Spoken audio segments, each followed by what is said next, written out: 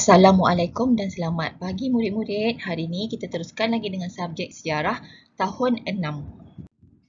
Hari ini kita teruskan lagi dengan tajuk yang seterusnya iaitu agama dan kepercayaan di Malaysia. Tajuk 11, kita rakyat Malaysia, standard kandungan 11.2 agama dan kepercayaan. Standard pembelajaran 11.2.1 menyatakan pelbagai agama dan kepercayaan masyarakat Malaysia. 11.2.2 menjelaskan kedudukan agama Islam sebagai agama persekutuan, menjelaskan kedudukan agama lain dalam perlembagaan. 11.2.4 menyenaraikan rumah-rumah ibadat di Malaysia. Objektif pada hari ini, murid dapat menghubungkait kepentingan amalan beragama dan kepercayaan dalam kehidupan. Kriteria kejayaan, murid dianggap berjaya sekiranya dapat menghubungkait dua kepentingan amalan beragama dan kepercayaan dalam kehidupan. Baiklah, murid-murid boleh rujuk buku teks muka surat 99 hingga ke 116. Agama dan kepercayaan di Malaysia. Seperti kita tahu, di Malaysia ada pelbagai agama dan kepercayaan, iaitu antaranya agama Islam, Kristian, Hindu, Buddha, Sikh dan Tao. Okey, baiklah. Agama yang pertama ialah agama Islam. Dalam agama Islam mewajibkan pengganutnya solat 5 waktu sehari dan berpuasa di bulan Ramadan. Seterusnya, agama Buddha. Agama Buddha pula mengajak penganutnya untuk melakukan perkara yang baik dan meninggalkan perkara yang buruk. Mereka bersembahyang di wat. Yang bertempat tu wat. Okey, seterusnya ialah agama Hindu. Agama Hindu percaya kepada hukum karma, iaitu jika mereka berbuat baik akan menerima balasan baik. Begitu juga sebaliknya. Agama Kristian. Agama Kristian pula mereka bersembahyang pada setiap hari Ahad. Mereka juga boleh bersembahyang di gereja ataupun bersendirian.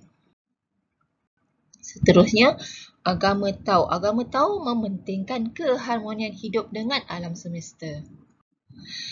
Kepelbagaian agama di Malaysia selain itu ialah agama Konfusianisme. Agama ini menekankan sifat berperi kemanusiaan, mengamalkan prinsip menghormati antara yang muda dengan yang tua. Seterusnya, kepercayaan dalam kepercayaan di Malaysia. Bagi masyarakat orang asli, mereka mengamalkan kepercayaan yang diwarisi secara turun-temurun. Kepercayaan mereka selalunya berkait rapat dengan alam sekitar. Masyarakat Kadazan Dusun percaya kepada kinorohingan yang dipercayai mempunyai kuasa Tuhan. Mereka juga percaya kepada semangat padi, iaitu memuja semangat padi untuk mendapatkan hasil padi yang banyak. Seterusnya, masyarakat Bajau. Masyarakat Bajau kepercayaannya diwarisi daripada nenek moyang. Contohnya ialah dalam upacara ngeduang atau duang rumah, iaitu tuan rumah atau ahli keluarga si mati akan menjamu makanan kepada tetamu. Masyarakat Iban dan Melanau mengamalkan adat turun-temurun. Contohnya mendirikan rumah. Kawasan rumah hendaklah disemah terlebih dahulu untuk mengusir roh-roh jahat. Mereka juga mengadakan upacara berdoa kepada Tuhan yang dikenali sebagai upacara miring, iaitu memberkati penduduk, melindungi, membawa kebahagiaan dan keharmonian dalam masyarakat mereka. Masyarakat Bisaya percaya pada kuasa-kuasa gaib. Contohnya, sebelum membuka sesuatu kawasan pertanian, mereka akan membaca jampi mentera untuk mengelak daripada gangguan kuasa gaib. Okey, apakah seterusnya kita belajar? Apakah agama persekutuan bagi negara kita? Agama Islam adalah merupakan agama persekutuan bagi negara kita ataupun agama rasmi bagi negara Malaysia. Ini termaktub dalam perkara 3 Perlembagaan Persekutuan yang menyatakan bahawa Islam ialah agama bagi persekutuan, tetapi agama-agama lain boleh diamalkan dengan aman dan damai di mana-mana bahagian persekutuan. Iaitu, walaupun agama Islam ialah agama persekutuan atau agama rasmi, tetapi pengganut agama lain bebas mengamalkan agama dan kepercayaan masing-masing. Kebebasan inilah yang berjaya mengukuhkan perpaduan yang dikecapi oleh rakyat Malaysia selama ini dan kita haruslah menghargainya. Kamu tengok kat negara kita, pelbagai kaum, pelbagai kepercayaan, pelbagai agama, tapi disebabkan mereka percaya pada agama masing-masing dan kamu tahu agama masing-masing juga menyuruh penganutnya untuk berbuat baik. Jadi dengan automatiknya negara kita aman dan harmoni. Okey, seterusnya kita tengok kepada Yang di-Pertuan Agong. Okey, dalam perlembagaan persekutuan, Yang di-Pertuan Agong adalah ketua agama Islam di peringkat persekutuan. Negeri bagi dia sendiri juga negeri yang tidak mempunyai raja dan wilayah persekutuan. Ini termaktub dalam perlembagaan. Dalam perlembagaan Yang di-Pertuan Agong merupakan ketua agama Islam peringkat persekutuan dan juga bagi negeri. Kalau kamu tahu dalam raja berperlembagaan, kita tahu negara kita mengamalkan raja bertukar setiap 5 tahun. Dia bergiling-giling. Baiklah. Raja atau sultan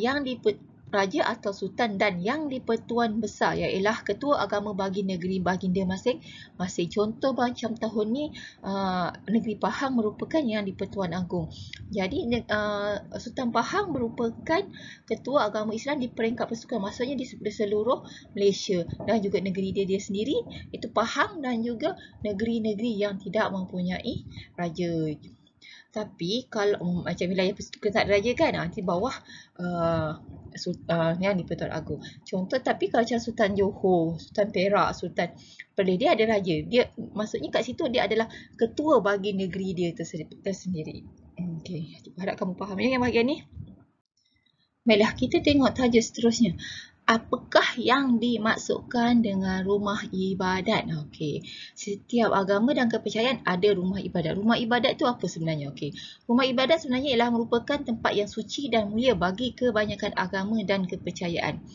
Kita perlu tahu adab dan pantang larang serta peranan rumah ibadat kaum lain bagi mewujudkan persefahaman.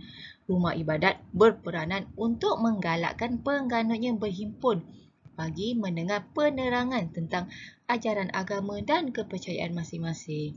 Contoh macam agama Islam, rumah ibadat dia apa? Masjid. Kalau orang agama Kristian, rumah ibadat dia ialah gereja. Kalau Hindu, rumah ibadatnya ialah kuil. Itu maksud dia. Okey.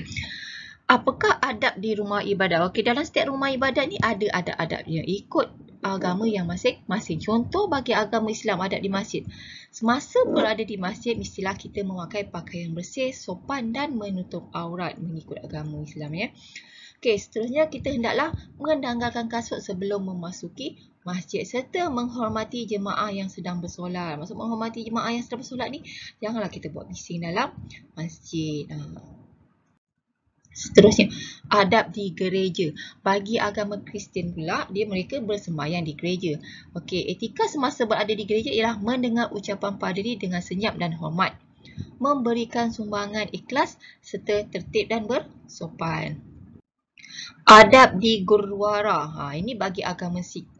Agama Sikh semasa berada di gurdwara, mereka haruslah menanggalkan kasut sebelum masuk ke gurdwara, berpakaian sopan dan menutup kepala semasa berada di gurdwara, melakukan penghormatan kepada buku suci Guru Granth Sahib apabila masuk dan sebelum keluar gurdwara. Ini bagi agama Sikh. Kalau kita masuk ke sana, kita kena tahu dia punya adab dia. Seterusnya, adab di tokong. Bagi agama Tao, etika semasa berada di tokong mestilah memakai pakaian sopan, melakukan upacara pemujaan dan perhormatan mengikut aturan. Jangan suka-suka hati tak ikut aturan. Okey, adab di kuil. Bagi agama Hindu, semasa berada di kuil, mereka haruslah menanggalkan kasut sebelum masuk ke perkarangan kuil, membasuh kaki sebelum masuk ke kuil, memberikan tumpuan semasa sami menjalankan upacara keagamaan. Seterusnya, adab di wat. Wat ni adalah bagi agama Buddha. Dalam agama etikanya semasa di wat ni ialah mereka haruslah memakai pakaian sopan, menanggalkan kasut sebelum masuk ke dalam wad dan memberikan tumpuan ketika beribadat. Okey, sebenarnya banyak kepentingan beragama dan kepercayaan dalam kehidupan. Seperti kamu tahu, dengannya adanya agama dan kepercayaan, manusia akan menjadi lebih baik. Dan selain itu, agar hidup anda ada matlamat dan percaya kepada pembalasan. Seterusnya, ialah supaya saling menghormati dan tidak memandang rendah kepada agama lain. Yang keempat, supaya setiap manusia lebih bertanggungjawab. Kelima, untuk berlaku adil kepada manusia, alam dan haiwan. Dan yang terakhir, supaya hidup aman dan sejahtera. Seperti kamu maklum tadi, dalam setiap agama dan kepercayaan, mereka semua tak ada menyuruh pengandutnya bermusuh-musuhan. Semuanya hendaklah bertanggungjawab, saling percaya kepada pembalasan. Jadi manusia akan baik. Dia akan dalam setiap agama tu menyuruh penganutnya bersikap yang baik. Tak ada yang agama yang menyuruh penganutnya bermusuh-musuhan. Walaupun dengan bangsa lain, kita kena hormat. Bila kita hormat, automatik kita akan hidup dalam keadaan yang harmoni, aman dan damai.